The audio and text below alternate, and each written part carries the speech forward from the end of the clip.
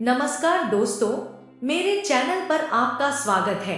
आज हम आपके लिए लेकर आए हैं बहुत ही महत्वपूर्ण जानकारी। दुनिया का एक ऐसा मंदिर जहां आज भी हनुमान जी के पैरों के निशान हैं।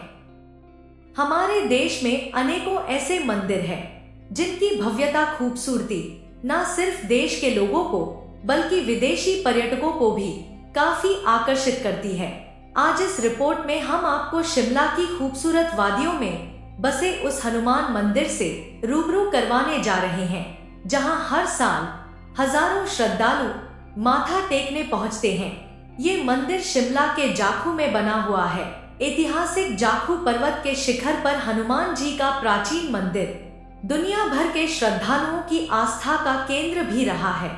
दरअसल ये जाखू शिमला से 2 किलोमीटर की दूरी पर सबसे ऊंची चोटी पर बना हुआ है, जहां से शिमला का खूबसूरत नजारा देखने को मिलता है।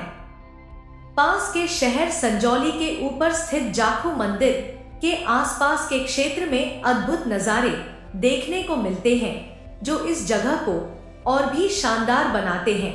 यह विस्मयकारी सूर्योदय और सूर्यास्त का आनंद लेने के लिए एक शानदार जगह है और ट्रेकिंग के शौकीनों के लिए एक साहसिक ड्राइव है। इसके अलावा हरे भरे घुमावदार रास्ते प्रकृति प्रेमियों के लिए एक बेहतरीन अनुभव है। ऊंचे पहाड़ों और देवदार के पेड़ों से घिरा मंदिर तक जाने वाला रास्ता आपको मंत्रमुग्ध कर देने वाली सुंदरता में डूबने देता है। जाखू मंदिर से जुड़ी एक रोचक पौराणिक कहानी है। आम तौर पर कहा जाता है कि भगवान राम और लंका नरेश रावण के मध्य युद्ध चल रहा था। कई दिनों तक युद्ध चलने के बाद भी जब रावण की सेना भगवान राम की वानर सेना के आगे निर्बल दिखाई दे रही थी, तब रावण के पुत्र मेघनाद ने लक्ष्मण पर शक्ति बाण चला दिया, जिसके प्रभाव से वह मूर्छित हो गए।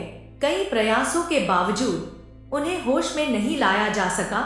वैद्य के कहने पर लक्ष्मण के इलाज के लिए हनुमान जी हिमालय से संजीवनी बूटी लाने के लिए निकाल पड़े। हिमालय की ओर जाते समय हनुमान को पहाड़ी की चोटी पर ऋषि याकू मिले। हनुमान ने पहाड़ पर बैठकर जड़ी बूटी के बारे में उनके संदेह को दूर किया।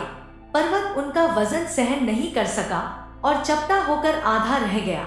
जड़ी बूटी के बारे में पर्याप्त जानकारी एकत्र करने के बाद उन्होंने याकू से वादा किया कि लंका वापस जाते समय वे उनसे मिलेंगे।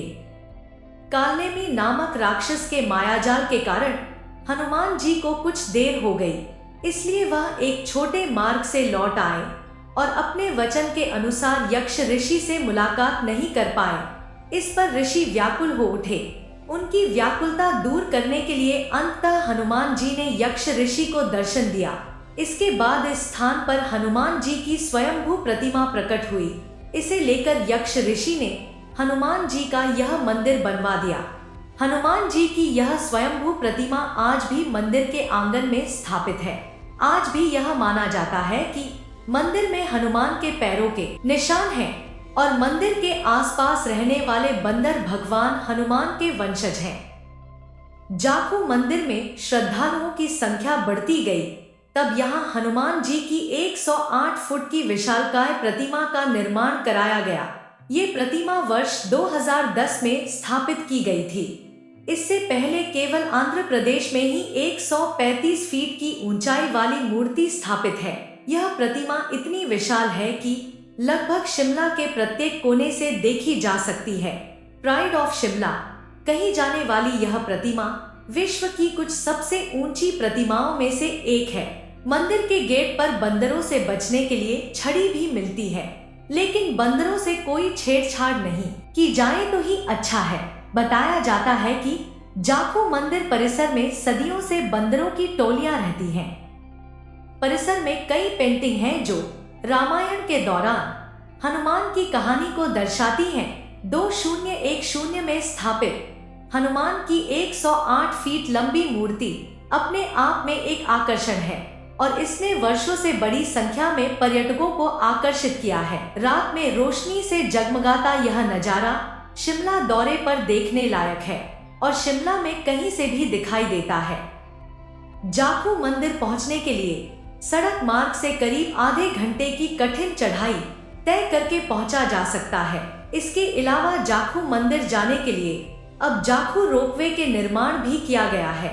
जाखू मंदिर तक पहुंचने के लिए अब महज 6 मिनट का सफर तय करना पड़ता है। जाखू रोपवे के निर्माण के बाद अब अधिकतर सैलानी जाखू मंदिर जाने के लिए इसका इस्तेमाल करते हैं। करीब 10 साल बाद जाखू रोपवे बनने से ये सैलानियों के आकर्षण का केंद्र बन चुका है।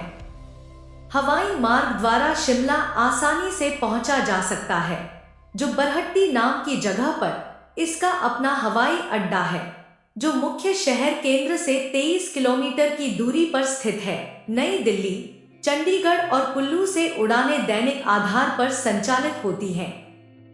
शिमला नैरो गेज लाइन द्वारा कालका से जुड़ा है, जो बदले में भारत के प्रमुख शहरों से कनेक्टेड है। कालका से शिमला तक की टॉय ट्रेन यात्रा 107 सुरंगों और ऊंचे मेहराबदार पुलों से सजी है। यात्रा की अवधि लगभग 6 घंटे है। कालका से शिमला तक चलने वाली ट्रेनों की आवृत्ति काफी अच्छी है। कम से कम 4 ट्रेनें शिमला से आती जाती हैं।